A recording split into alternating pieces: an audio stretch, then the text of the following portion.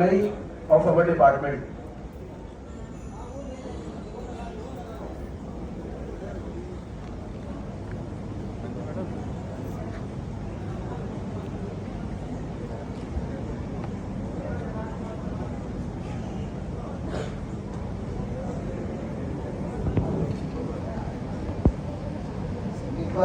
कमर गर्दन सीधी करने पहले योग का कार्यक्रम है। गायत्री महामंत्र की आवश्यकता नितांत है और मेरी वाणी की सारभ्यता तभी संभावित हो पाएगी जब यौगिक परिवेश पूरी तरीके से अपने इस ऑडिटोरियम को विशेषतया अपने आगोश में ले सके। कमर गर्दन सीधी रखें। आइए गायत्री महामंत्र एक साथ एक स्वर में, जिसको जितना याद हो अपने हिसाब से अपनी शक्तियों का आमंत्रण करें। अपनी दैहिक दैविक शक्तियां योगिक दिशा में एक परिवेश आमंत्रित करती हैं। ओम भूर्भुवः स्वः तत्सवितुर्वरेण्यं भर्गो देवस्य धीमहि धियो यो नः प्रचोदयात्। अखंडानंद बोधाय शिष्य संतापहारिणे सच्चिदानंद रूपाय तस्मै श्री गुरुवे नमः। मातृवत्प्रलाले विष्णुवत् मार्गदर्शिका नमोस्तु गुरु सत्ताय श्रद्धा प्रज्ञा विदर्शना। हमारे सम्मुख उपस्थित आदरणीय प्रोफेसर स्वरूप सर, हमारे को vice chancellor professor Sandeep sir, मेरे प्रथम दृष्टया गुरु भी, और इस मंच की अध्यक्षता कर रहे विभागाध्यक्ष विभाग भारतीय विश्वविद्यालय department of yoga physical education and education as well, अन्य गणमान्य अतिथि, लगभग मैं सभी के नाम नहीं जानता हूँ, लेकिन मंजू मैम और हमारे योग के सभी विद्वान एकदम श्रेष्ठ। मेरे लिए सबसे बड़ी गरिमा ये है कि कुछ दिन पूर्व ही मैं आप ही की तरह ये आपकी जो ड्रेस है ये पहन के और परीक्षार्थी बन के सारे उस प्रोटोकॉल को फॉलो करते हुए परीक्षाएं दी हैं, जिन प्रोटोकॉल्स के तहत आप के डिग्रियों की सीमा में मास्टर डिग्रियाँ या अन्य डिग्रियाँ लगती हैं। कार्ड से लेके और छोटी छोटी चीज़ें तक जो आप फॉलो करते हैं वो सारी चीज़ें फॉलो की हैं। और आज गरिमा का विषय ये है, भारतीय विश्वविद्यालय की जो वाक शैली है जिसने मुझे अभूतपूर्व यौगिक दिशा में आगे बढ़ने का गौरव प्रदान किया है, ये अपने आप में अलौकिक है। अलौकिक शब्द भी बड़ा जेन्युइन शब्द है। अलौकिकता का तात्पर्य सिर्फ ऐसा नहीं है कि जो लौकिक ना हो। अलौकिकता का मतलब कुछ ऐसे भी समझा जा सकता है जो हमारे यथेष्ट के पार हो, यानी जो आपकी इष्टता है, जो चीज़ आप चाहते हैं मुझे ये प्राप्त हो, फला चीज़ मुझे प्राप्त हो, उस प्राप्ति के इतर जो चीज़ प्राप्त हो जाए वही यथेष्ट के पार की परिकल्पना होती है। और ये महिमा मंडन का विषय तो बिल्कुल भी नहीं, क्योंकि आपका चरित्र, आपका व्यक्तित्व, आपकी साधव्यता इस दिशा में निहित ऐच्छिक कृत्यों का परिपालन करा सकती है। योग और आज का जो विषय है, जिस विषय के लिए हम सभी एकत्रित हुए हैं, और ये पूरी एक हफ्ते तक चलने वाली परिकल्पना जो हमारे एजुकेशन डिपार्टमेंट ने योग विभाग ने अपने मन मस्तिष्क में ज्ञापित कराया, वो भी एक तरीके से मुझे लगता है भारत के 93 वो विश्वविद्यालय जो इस समय योग की मास्टर डिग्रियां प्रदान करते हैं उनमें सर्वश्रेष्ठ विधा होगी कि एक हफ्ते तक आपके सम्मुख उपस्थित सभी लोग धीरे धीरे अलग अलग प्रोफेशन में, अलग अलग व्याख्यांश में, अलग अलग शैली में आपके सम्मुख उपस्थित होते रहेंगे। आज हम सभी बात कर रहे हैं फिटनेस थ्रू योगिक प्रैक्टिसेस। मित्रों, एक जो सबसे महत्वपूर्ण बात है, क्योंकि आप सभी डायरेक्ट या इनडायरेक्ट फिटनेस इंडस्ट्री से संबंधित हैं, जो लोग योग के निहितार्थ उपस्थित हैं वो ये बाखूबी जानते हैं कि हमारे षड दर्शनों में योग की व्याख्या की गई। 25 तत्वों को मानने वाला सांख्य भी एक चीज जो भूलता है, ईश्वरीय तत्व, उसे योग अपने अंदर समाहित करके और एक बेहद खूबसूरत दर्शन बनाता है।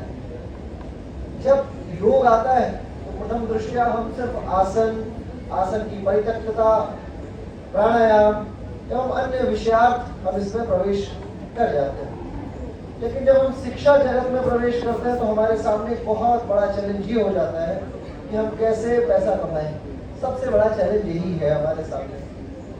और आप यकीन रखिए कि जब तक आप इस विद्यालय में, विश्वविद्यालय में छात्र हैं, जब तक आपके इनकम का सोर्स आपके माता पिता या आपका कोई भी गार्जियन है, तब तक तो आपको ये बात शायद समझ में ना आए। परंतु ये भी सत्य है कि जिस दिन आप फिटनेस इंडस्ट्री के ग्राउंड पे प्रवेश करेंगे, उस दिन सबसे बड़ा चैलेंज आपका अपना ही स्वास्थ्य हो जाएगा। योगा टीचरों के विषय में एक मीम्स बहुत फेमस मानी जाती है। प्रातःकाल एक मुर्गी की जैसे दौड़ होती है, सुबह 5 से 6 क्लास, 6 से 7 क्लास, 7 से 8 क्लास, 8 से 9 क्लास, 9 से 10 क्लास, फिर थक हार के आया वो योग टीचर और चुपचाप से अपने घर में जो भी खाना मिला उससे खाया, सो जाए। शाम को फिर वही चीजें शुरू। ऐसे जीवन शैली में आप कितने दिनों तक जा पाएंगे? आपकी यात्रा एक सीमा तक ही जा पाएगी। परंतु योग तो इसलिए आपके सामने उद्धृत ही नहीं किया गया।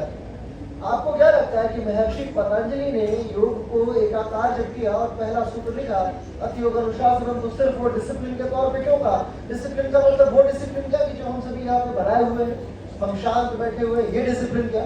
या हम बहुत तरीके से आए हुए हैं, coat pant tie belt shirt dress इत्यादि पहने हुए, ये डिसिप्लिन क्या? पतंजलि ने कभी इस डिसिप्लिन की बात नहीं की। वो अनुशासन, जिस अनुशासन को हम अनुशासन मानते हैं, असल में वो शासन है नहीं। ये एक ऐसा शासन है जिसपे आप स्वयं अपने आप में अपने विरुद्ध जाते हैं। एक युद्ध स्वयं के विरुद्ध की परिकल्पना आप करते चलते चले जाते हैं। ब्रह्मा का योग था, विष्णु का योग था, शिव का योग था। शिव पिता माने गए क्योंकि हठ योग के पिता माने गए। अब ब्रह्मा का क्या? ज्ञान योग। विष्णु का क्या? कर्म योग। विभिन्न योनियों में आए और विष्णु का जितना अवतार हुआ, हर योनि में एक विभिन्न प्रकार का योग दिया। जब वो गीता का ज्ञान दे रहे थे कृष्ण अवतार में, उस समय भी उनके सम्मुख एक अभूतपूर्व योग था। इन सारे जितने भी डिसिप्लिन्स हैं, इन सारे डिसिप्लिन्स को एकाकार करके और एक क्षेत्र में जो आमंत्रित करने वाले हैं वो है महर्षि पतंजलि। और महर्षि पतंजलि ने अथ योग अनुशासन से अपनी पूरी प्रक्रिया की शुरुआत की और धीरे धीरे उसे यहाँ तक लेके आए। लेकिन अब जो सबसे बड़ा चैलेंज है, आज इस कॉन्फ्रेंस में मैं अपनी बात बहुत मुखरता से कहना चाहता हूँ क्योंकि मैं किसी ऐसे मंच में बिल्कुल नहीं है। अच्छा, एक चीज I am quite comfortable to speak in English as well, लेकिन हिंदी भाषा इसलिए मैंने चयन की है क्योंकि मूलतः मैं वाराणसी का हूँ और वाराणसी नाम, अब संस्कृत की एक श्लोक गरिमा वापस आ जाती है। हमारे यहाँ कहा जाता है कि एक व्यक्ति यदि विद्वत परिषद के सम्मुख जाके, विद्वत परिषद आप शायद न जानते हो, काशी में एक विद्वत परिषद बैठती है हमारे वाराणसी में, जो हर एक विद्वान को धीरे धीरे अपने अपने व्यवस्था क्रम में तय कराती है और प्रस्थानतरी के माध्यम से वो व्यक्ति विद्वान घोषित होता है। तो विद्वत परिषद संस्कृत में ही होती है, तो सारी चीजें वहाँ संस्कृत में ही बोल जाती है। मीनवाइल जब हम बात करते हैं वापस फिटनेस इंडस्ट्री की, तो मैं मुखर इसलिए हूँ क्योंकि ये मेरा अपना आंगन है। अगर मैं यहाँ आपके सामने मुखरता से नहीं बोलूंगा तो फिर मैं बोलूंगा क्या? मेरे पास वैसे तो 200 सेंटर्स है। मेरे यहाँ हमारे साथ कार्य करने वाली डॉक्टर भू होंगियन मैडम है यहाँ पे। आप आश्चर्य में आ जाएंगे, भारत का ऐसा कोई ब्रांड नहीं है जो योगा इंडस्ट्री में जाके और 10 या 20 योगा सेंटर्स भी अच्छे तरीके से चला पाए। और एक और चीज मैं आपको बता देता हूँ, जो लोग योगा पढ़ रहे हैं, जो लोग फिजिकल एजुकेशन पढ़ रहे हैं, जो लोग बीपीएस इत्यादि कर रहे हो, एमपीएड कर रहे हो, थोड़े समय के बाद आपको क्या करना है, एक पर्टिकुलर विद्यालय या यूनिवर्सिटीज आपको ढूंढनी है। लेकिन इसके अंदर आपके जीवन में आपने क्या प्राप्त किया, वो बहुत बड़ा चैलेंज आपके सामने हो जाएगा। आप वास्तविकता में आपके सामने एक इतना बड़ा चैलेंज आगे बढ़ा होगा कि आप देखोगे कि एंड ऑफ द डे आप महर्षि पतंजलि को मुंह दिखाने लायक ही नहीं बचोगे। मुंह दिखाने लायक से एक कहानी याद आती है। अथर्ववेद के जो अथर्वा ऋषि थे, उनके हाथ में वेद था, वो चुपचाप सभा में खड़े थे, पीछे अपना वेद लिए हुए। शिव उपस्थित थे और शिव को इस बात का भान हुआ, मार्कंडेय ऋषि के साथ मिले अथर्वा ऋषि ने, उन लोगों ने लिखा और वेदों की श्रृंखला, पहले वेद त्रयी ही हुआ करता था, 3 ही वेद होते थे। शिव के सामने ये चैलेंज था कि ये तो शरद कुमार और ब्रह्मा के पुत्र ही वेद को वेद बता सकते हैं क्योंकि उनका ही ज्ञान स्तर है। लेकिन शिव ने वो हलाहल पुनः पिया और सिद्ध किया ब्रह्मपुत्रों के सम्मुख कि यदि आपकी कैपेसिटी ने कुछ नई चीज इजाद की है तो वो बियॉन्ड द होरिजन जाके भी प्रूव की जा सकी है, उसे ट्राई किया जा सकता है, उसे स्थापित किया जा सकता है। और योग की श्रृंखला में वियतनाम देश ने भी यही कार्य किया और यही चीज मैं आपके सामने मुखरता से रखने के लिए वापस प्रतिबद्ध हूँ कि आपने क्या किया। That is important. The topic fitness to yogic practices is quite comfortable, quite interesting. But meanwhile, you are mentally fit or not, you are physically fit or not, you are spiritually fit or not. That is important, and that is a big challenge. क्यों आपके सामने challenge नहीं दिखता जानते हो?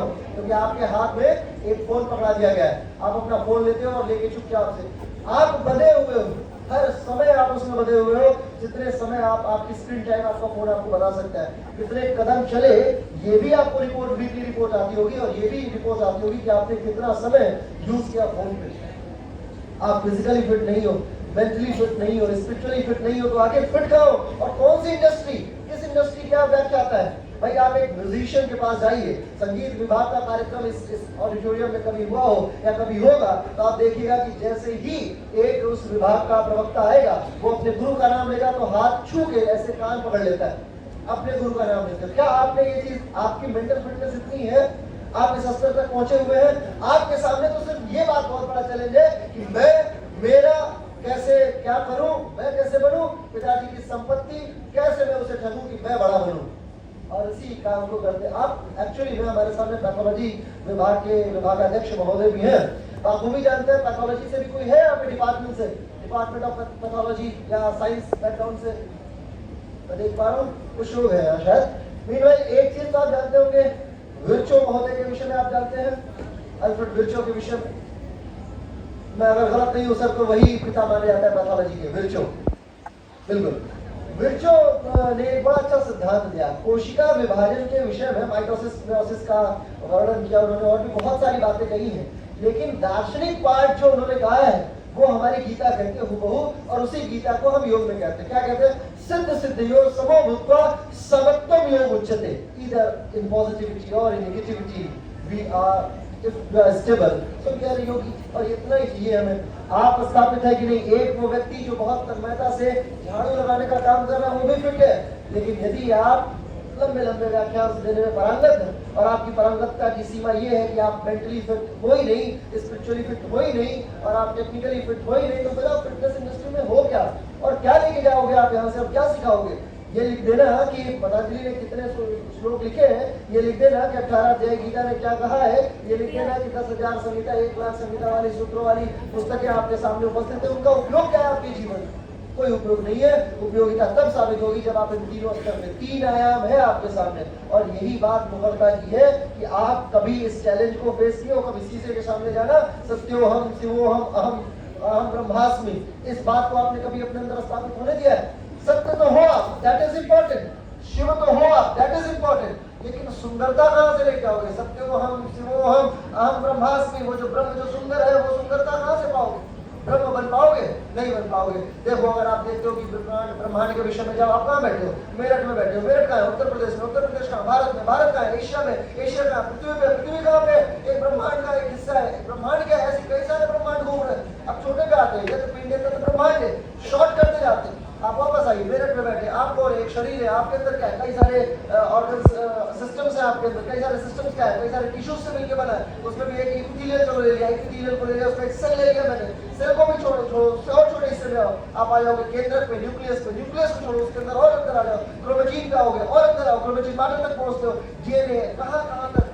मतलब end of the point हर दिन एक व्यक्ति आपके सामने चैलेंज क्रिएट करना चला जाएगा। 1664 में जब रॉबर्ट हुक ने कहा कि कोशिका ही सबसे छोटी इकाई है तो 100 साल तक ये बात मानी गई। लेकिन 1774 का जब वर्ष आया जब न्यूक्लियस की खोज हुई और धीरे धीरे बातें आगे बढ़ी, उस समय के बाद माना गया कि नहीं विज्ञान गलत था, उस समय के रॉबर्ट हुक गलत थे। सेकंड की परिभाषा ने क्या कहा? सेकंड ने कहा कि हम छोटे हैं, शॉर्ट हैं। मैं अपने आप को बस समायोजित करना चाहता हूँ। मैं चाहता हूँ कि आप सभी इस चैलेंज को समझे। मेरी वाणी को अपना विराम देने का समय आ गया है। मैं चाहता हूँ कि आप सभी मैडम वू होम गेट का स्वागत करें। जब वो उपस्थित हो होगी तो आप इस बात को समझेंगे कि आखिर उन्होंने क्या कमाया है। आप ये बात समझेंगे कि आपको क्या करना है, आप इतने कैपेबल हैं, इतनी योग्यता आपके अंदर है। मैं अभी उनकी कुछ पीपीटीज दिखाऊंगा क्योंकि वो वियतनामी भाषा में, आप शायद इस बात को ना जानते हो, वियतनाम देश अंग्रेजी भाषा से बिल्कुल प्रेम नहीं करता और उन्हें इस बात का बड़ा घमंड रहता है कि हमें अंग्रेजी आती ही नहीं। इससे अच्छी कोई बात नहीं कि हमें अंग्रेजी नहीं आती। और क्यों? क्योंकि वो अपने देश से, अपने लोग से समायोजित लोग हैं। अमेरिका जैसे देश को उन्होंने एक छोटे से वॉर में हरा दिया। आप लोग इतिहास पढ़ते होंगे, जानते होंगे कि वो वियतनाम है और वही वियतनाम आपके सामने उपस्थित होगा। 270 योग सेंचों के साथ में आपके सामने उपस्थित होंगी। जब मैप बनाएंगी तो आप सभी बातों भी समझेंगे। ट्रांसलेट करने की जरूरत होगी तो मैं ट्रांसलेट करूंगा। एक और चीज मैं आपसे अनुरोध करता हूँ, क्योंकि हमारी गेस्ट है और मैं भी इस परिसर का एल्यूमनाई हूँ, इसलिए मैं चाहता हूँ कि आप लोग इनको कंफर्टेबल फील कराइएगा, ऐसा ना हो कि वो अनकंफर्टेबल फील करें। हालांकि मैं विश्वास रखता हूँ कि आप सभी इनकी बातों को सुनेंगे, समझेंगे और मुझे आदेश दीजिए। कहने को मेरे पास बहुत सारा है। क्यों? क्योंकि लोग कहते हैं कि मेरे पास मेरे को क्या समझा, मैंने दुनिया देखी है और मैंने सच में देखी है, तो मुझे बाबू भी पता है कि किस विषय में कितनी बातें करनी है। लेकिन आप सभी के सामने ये जो चैलेंज रहा फिटनेस इंडस्ट्री वाला, ये स्वीकारिएगा, आध्यात्मिकता को स्वीकार कीजिए, अपने मंतव्य को स्वीकार कीजिए, शारीरिक शुद्धता को स्वीकार कीजिए। बस ईश्वर के साथ आप सभी को ढेर सारी शुभकामनाएं। आगामी कुछ महीनों में परीक्षाएं आपकी प्लान होंगी, पास करें अच्छे से और वापस इंडस्ट्री में आए हम लोग। मैं एक चीज और इस मंच से कुछ घोषणा कर देता हूँ। Being an alumni of department of physical education, मैं आप सभी के लिए व्यक्तिगत रूप से बता रहा हूँ, इस आधार पर नहीं कि मैं डायरेक्टर हूँ किसी संस्था का या बहुत सारे लोगों को जानता हूँ, नहीं, इस आधार पर कि यदि आप योग्य रहे, I am the first person to take you beyond your horizon. जहाँ तक आप जा सकते हैं, आपकी योग्यता है, वहाँ तक आपको आगे प्रतिबद्ध रहेंगी। ढेर सारी शुभकामनाएं।